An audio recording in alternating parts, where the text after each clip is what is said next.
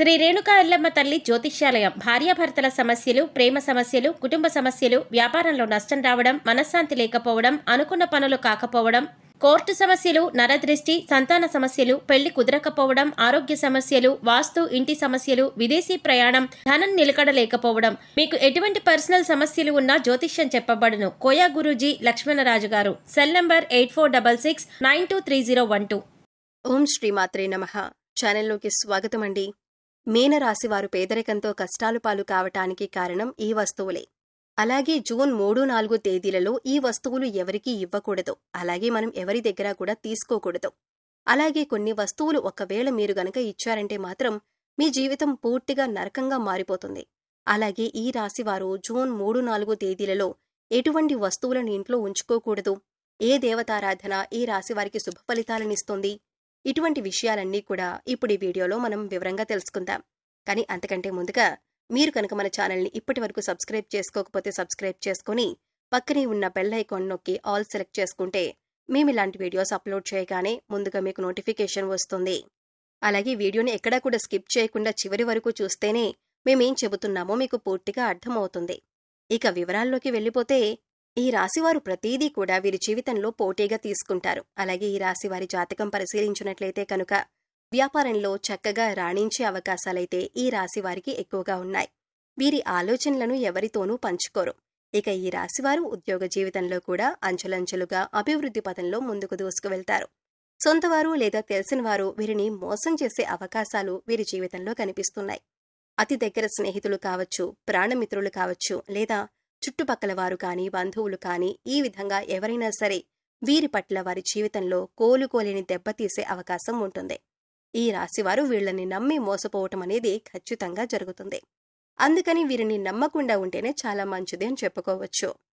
మీరు మానసికంగా క్షోభకి గురయ్యేటటువంటి అవకాశాలు కూడా మీ జాతకంలో కనిపిస్తూ ఉన్నాయి. అదేవిధంగా మీ సంతానాన్ని అభివృద్ధి పథంలో నడిపించడానికి మీ జీవిత భాగస్వామి ఎంతగానో కృషి చేస్తారు.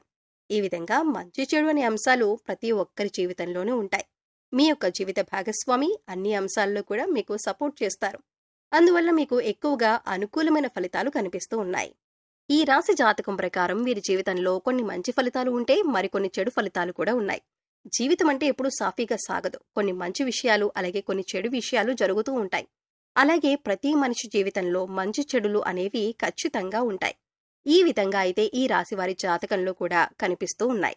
ఈ రాశివారు ఈ వస్తువులను మాత్రం ఎవ్వరికీ అస్సలు ఇవ్వకూడదు. ఒక్కవేళ మీరిచ్చారంటే మాత్రం ఏరి కోరి కష్టాలను కొని తెచ్చుకున్నట్లే అవుతుంది. ఈ విషయంలో మీరు ఖచ్చితంగా జాగ్రత్తలు తీసుకోవాలి. ఈ ఒక్క విషయాన్ని మాత్రం మీరు తెలిసి కూడా నిర్లక్ష్యం చేశారంటే మాత్రం మీరు ఎనలేని కష్టాల పాలవుతారు. కాబట్టి వస్తువుల్ని ఎవరికీ ఇవ్వకండి.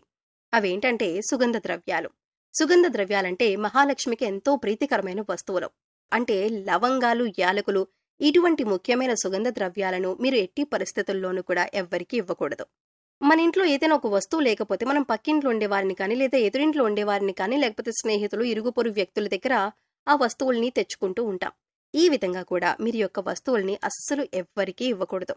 మీరు మర్చిపోయి కూడా ఎవ్వరికీ ఇవ్వకండి. దీనివల్ల మీరు ఎన్నో రకాల సమస్యలు, ఇబ్బందులు, కష్టాలు మిమ్మల్ని వెంటాడుతూ ఉంటాయి. మీ లక్ష్మీదేవి ఇంట్లో నుంచి బయటికి వెళ్ళిపోతుంది. ఆర్థిక పరంగా కూడా మీరు చాలా అంటే చాలా నష్టపోతారు.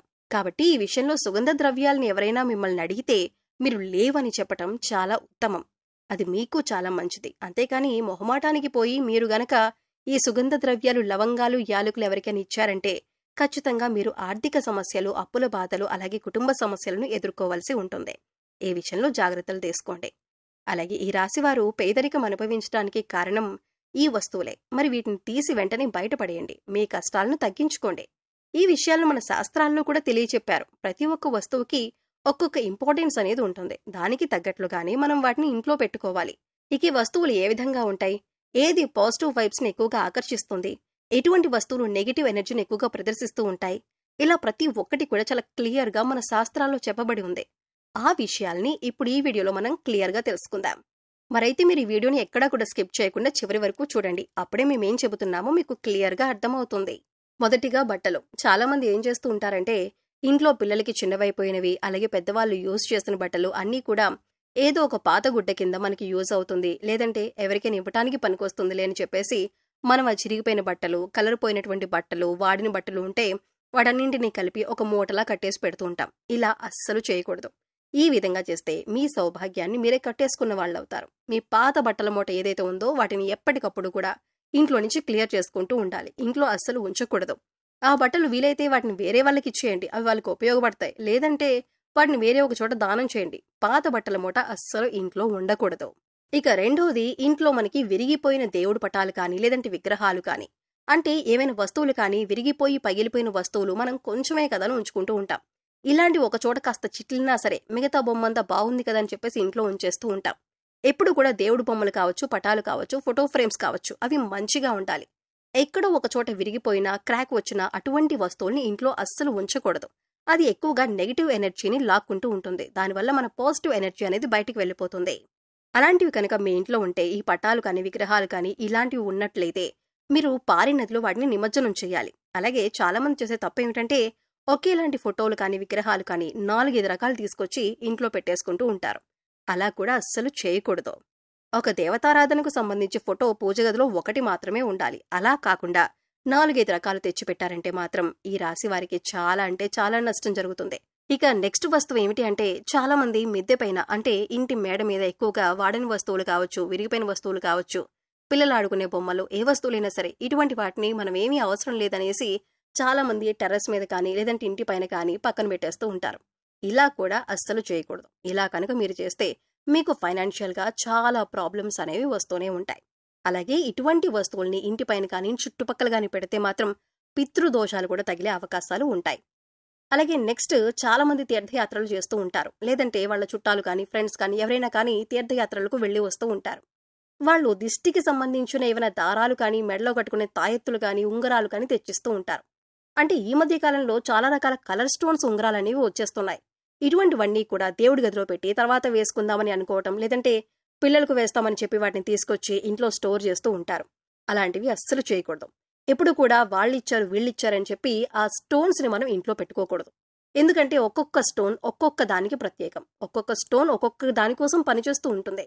అందుకే అన్ని తెచ్చి ఇంట్లో పెట్టుకోకూడదు. అలాగే పుణ్యక్షేత్రం నుంచి తెచ్చారని చెప్పేసి వాటిని ధరించడం వంటి పనులు అస్సలు చేయకండి. ఇలా చేస్తే కనుక మీకు చాలా ఎక్కువ నెగిటివ్ వైబ్స్ అనేవి వస్తూ ఉంటాయి. అలాగే చాలా మంది చేసే ఇంకా తప్పులు ఏంటంటే, విరిగిపోయిన గిన్నెలు కావచ్చు, లేదా కొంచెం చిట్లని గిన్నెలు కావచ్చు, ఇంట్లో వస్తువులు కావచ్చు, విరిగిపోయిన గ్లాసులు కానీ, ఎవరైనా సరే ఇందులో ఆహారం పెట్టినా కానీ, ఆహారం వండినా కానీ వస్తువుకు సంబంధించిన దోషాన్ని కలిగిస్తుంది. కాబట్టి ఎప్పుడు కూడా అటువంటి విరిగిపోయిన వస్తువుల్ని, పాత్రల్ని కూడా అస్సలు వాడకూడదు. కాస్ట్లీ కదని చెప్పేసి కూడా అటువంటి ఖరీదైన వస్తువుల్ని ఇంట్లో ఉంచుకోకూడదు. అలాగే మనం ఇంట్లో ఎక్కువగా డెకరేషన్ కోసం అని చెప్పి, అందంగా ఉండటం కోసం అని చెప్పి బయట నుంచి కొన్ని బొమ్మలు తెస్తూ ఉంటారు. అందులో ముఖ్యమైనవి తాజ్ మహల్ ఫోటోలు, పడవ నీళ్లలో వెళ్తున్న సింగిల్ పడవ ఫోటోలు, ఇటువంటి ఫోటోలు, అలాగే ముళ్లకు సంబంధించిన సీనరీస్ ఫోటోస్ కానీ పెడుతూ ఉంటారు.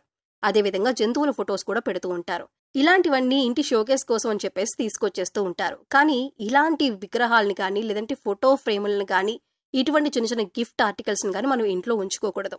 ఒకవేళ తాజ్మహల్ ని కూడా ఉంచుకోకూడదు మనం. ఎందుకంటే అది ఎప్పటికైనా సరే ఒక సమాధి అనే విషయాన్ని మనం గుర్తుపెట్టుకోవాలి.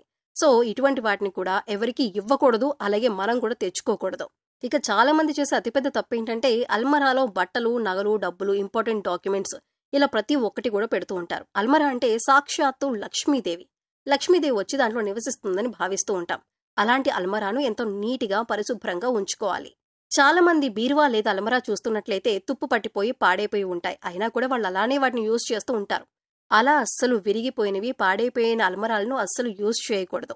అలా చేసినట్లయితే లక్ష్మీదేవి అందులో నివసించదు. ఆర్థికంగా కూడా మీరు ఎదగరు. ఈ విషయాన్ని మీరు గుర్తుంచుకోవాలి. అల్మరాలు మాత్రమే కాకుండా మన ఇంటిని కూడా ఎప్పుడు కూడా నీట్గా, ఎటువంటి బూజులు లేకుండా, దుర్వాసన లేకుండా పరిశుభ్రంగా ఉంచుకోవాలి. మీరు గనక ఇటువంటి జాగ్రత్తలను కనుక పాటించినట్లయితే మీకే తెలియకుండా మీ ఇంట్లో ఎంతో ఎక్కువగా పాజిటివ్ వైబ్స్ అనేవి స్టార్ట్ అవుతాయి. తద్వారా మీ ఇంట్లో ఉన్న నెగిటివ్ ఎనర్జీ అనేది కూడా తగ్గిపోతుంది. అందుకని ఇంట్లో విరిగిపోయిన వస్తువులు కానీ, పగిలిపోయిన వస్తువులు కానీ, గాజు వస్తువులు కానీ, ఆగిపోయిన గడియారం కానీ, ఇవన్నీ కూడా మీకు కొన్ని సూచనలు అనేవి ఇస్తూ ఉంటాయి. వాటి వల్ల నెగిటివ్ ఎనర్జీ అనేది వస్తుంది. అది మీరు గమనించండి. సో తెలుసుకున్నారు కదండి. ఈ రాశి వారు జూన్ 3-4 తేదీలలో ఇప్పుడు చెప్పినటువంటి కొన్ని జాగ్రత్తలు కనుక పాటిస్తే మీకు రాబోయే రోజుల్లో అంతా శుభం జరుగుతుంది. మీ కష్టాలు మీరే తొలగించుకోవచ్చు. పేదరికం తొలగిపోతుంది. అలాగే ఈ రాశి వారు ఎప్పుడు కూడా మీ ఇష్టదైవ నామస్మరణ చేసుకుంటూ ఉండండి. ఖాళీ సమయంలో దైవనామస్మరణ చేసుకుంటూ ఉండటం వల్ల మీకు పాజిటివ్ ఎనర్జీ అనేది పెరుగుతుంది. ఎందుకంటే కలియుగంలో కేవలం దైవనామస్మరణ చేసినంత మాత్రాన ఎంతో పుణ్య ఫలితాన్ని పొందుతారని పండితులు వివరిస్తున్నారు. ఈ వీడియో మీకు నచ్చినట్లయితే లైక్ చేయండి. మీ ఫ్రెండ్స్ అండ్ ఫ్యామిలీ మెంబర్స్లో మీనరాశి వారు ఎవరైనా ఉంటే వారితో ఈ వీడియోని షేర్ చేసుకోండి. అలాగే ఇప్పటివరకు మన ఛానల్ని కనుక సబ్స్క్రైబ్ చేసుకోకపోతే సబ్స్క్రైబ్ చేసుకొని పక్కనే ఉన్న బెల్ ఐకాన్ నొక్కి ఆల్ సెలెక్ట్ చేసుకుంటే మేము ఇలాంటి వీడియోస్ అప్లోడ్ చేయగానే ముందుగా మీకు నోటిఫికేషన్ వస్తుంది. మరో చక్కటి వీడియోతో మళ్ళీ కలుద్దామండి. ఓం శ్రీ మాత్రే నమః.